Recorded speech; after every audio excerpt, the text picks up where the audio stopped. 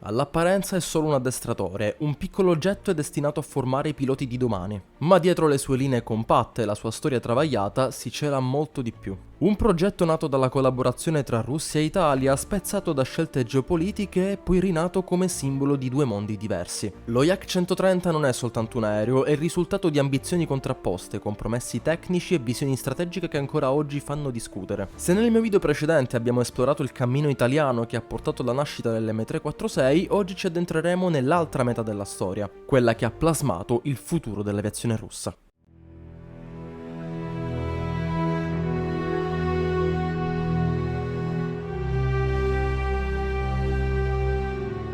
Unione Sovietica, 1990. Con il progredire della tecnologia e l'aumento sempre più evidente delle prestazioni dei velivoli della NATO, i vertici militari sovietici si resero conto che i loro velivoli addestratori all'attivo in quell'epoca, come i ciechi aereo L-29 Delfin e aereo L-39 Albatros, avevano ormai dato tutto alla patria e che era arrivato il momento per loro di andare in pensione, sostituiti quindi da macchine più moderne. 5 uffici di progettazione presentarono proposte, tra questi c'erano il Sukhoi S-54, Miasyshev M200, Mikoyan MiG-AT e Yakovlev Yak UTS. Nel 1991 le altre proposte furono abbandonate, rimasero quindi soltanto il MiG-AT e il già citato Yak UTS. Lo sviluppo dello Yak iniziò nel 1991 quindi e il progetto fu completato nel settembre 1993, all'interno di una Russia appena uscita da decenni di guerra fredda e con una nuova identità da Stato indipendente. In quell'anno lo Yakovlev Design Bureau siglò un accordo con un'azienda occidentale, appartenente ad una nazione storicamente molto legata agli Stati Uniti ma che eccezionalmente aveva fatto fronte comune con quello che fino a pochi anni fa era considerato un paese nemico. Stiamo parlando dell'italiana Air Macchia al fine di sviluppare congiuntamente un jet di addestramento avanzato, il prototipo Yak AM-130 con ali alte, abitacolo biposto in tandem, una sola deriva verticale, doppi motori turbofan ed elevate capacità di manovra a velocità subsoniche. Il progetto era molto ambizioso e in quel periodo la Russia era in crisi di fondi dopo il crollo dell'URSS, mentre l'Italia cercava un sostituto per l'obsoleto MB339 della propria aviazione. Divenne chiaro quindi che questa partnership avrebbe permesso a entrambe le parti di condividere investimenti e tecnologie. Il primo Yak dimostratore compì il suo primo volo nel 1996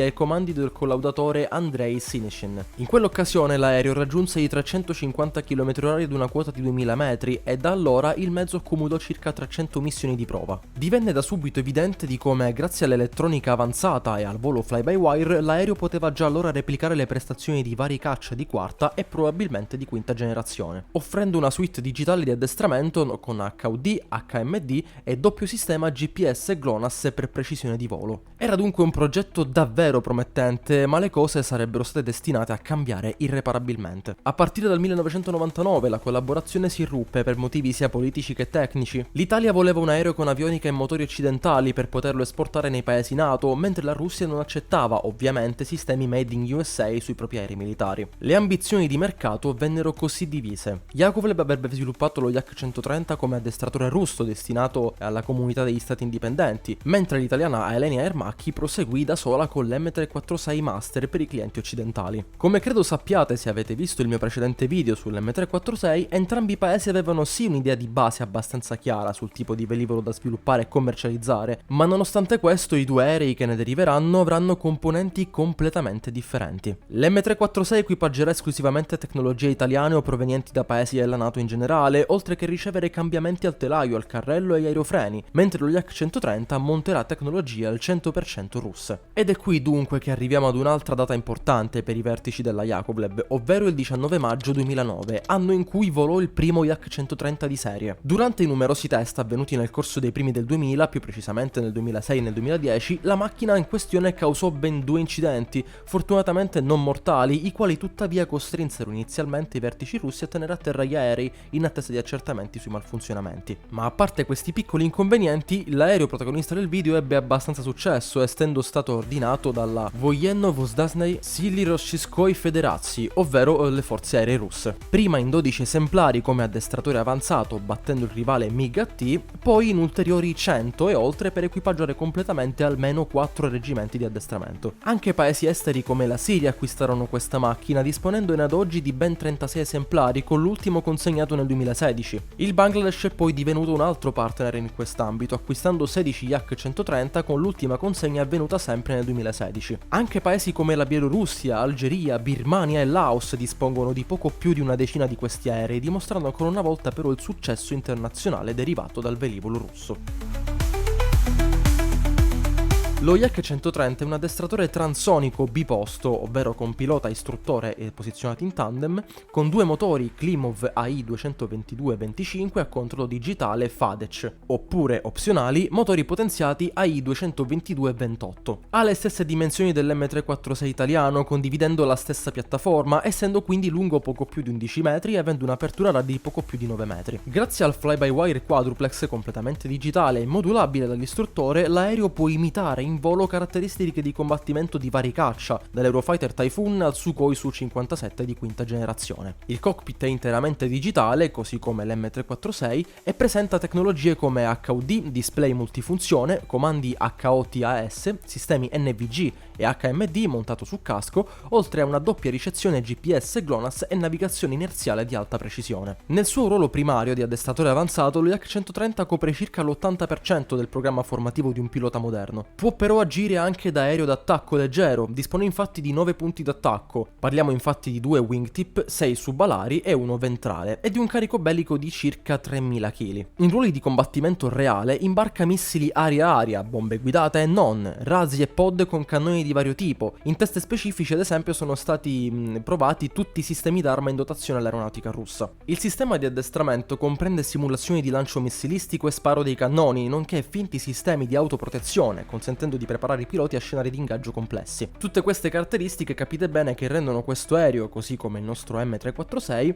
al tempo stesso un versatile aereo d'addestramento e un multiruolo d'attacco leggero. Sul versante tecnologico invece lo Yak rappresenta un significativo passo avanti rispetto ai precedenti addestratori russi. Il suo sistema FBV a 4 canali è programmabile in volo e l'aereo ha un totale di 5 computer, 4 per il controllo di volo e più uno di emergenza. L'interfaccia del pilota usa, come già detto, HUD e multidisplay moderni e il volo strumentale include un pilota automatico avanzato e persino controlli vocali in alcuni casi. Esso presenta anche tecnologie GPS e IRS, le quali permettono una navigazione e un'identificazione dei bersagli molto precisi. È importante infine dire di come la Russia stia anche sviluppando una nuova versione del loro Yak, chiamato Yak-130M, il quale sarà equipaggiato con un radar AESA a scansione elettronica e con un sensore elettro-ottico SOLT 130K termico laser. Oltre a ciò vedremo anche l'upgrade dei motori, in quanto secondo i piani verrà sviluppato un nuovo turbofan SM100 con circa il 20% di spinta in più rispetto all'attuale AI-222-25 e durata di vita raddoppiata. Con queste innovazioni lo Yak-130M diventerà un vero cacciabombardiere leggero in grado di impiegare missili aria-aria moderni e bombe a guida avanzata. Oltre a questo mezzo però esistono proposte di altre varianti, ovvero lo Yak-131 monoposto d'attacco ricavato chiudendo la cabina dell'istruttore e versioni specializzate come lo Yak-133 da ricognizione elettronica. Ma parlando ora del suo impiego operativo, come già accennato, lo Yak-130 serve come addestratore avanzato in numerose aeronautiche. In Russia, ad esempio, si contano oltre 100 esemplari in servizio attivo. Pur nato come addestratore, questo aereo viene talvolta impiegato anche in ruoli bellici leggeri o di ricognizione, sfruttando la sua elevata versatilità. Al giorno d'oggi il velivolo russo si è evoluto fino a diventare un addestratore di punta per i piloti dei caccia di nuova generazione e le prossime varianti, in particolare lo Yak-130M già citato, promettono di tenere al passo la macchina Yakovlev con le ultime innovazioni radar e sensoriali, assicurando che questo addestratore continui a svolgere un ruolo chiave nell'aviazione russa e di tutti i suoi paesi partner negli anni a venire. Purtroppo però, come dice un vecchio detto, non è tutto oro ciò che luccica. Dovete sapere infatti che consultando fonti quali Wikipedia nella sua versione inglese possiamo risalire a dei dati abbastanza inquietanti riguardo le prestazioni degli Yak-130 nei cieli russi e non solo. Arrivati ad un certo punto della pagina infatti si viene a conoscenza dei numerosissimi incidenti, non tutti dovuti a dei difetti intrinseci del mezzo c'è da dire,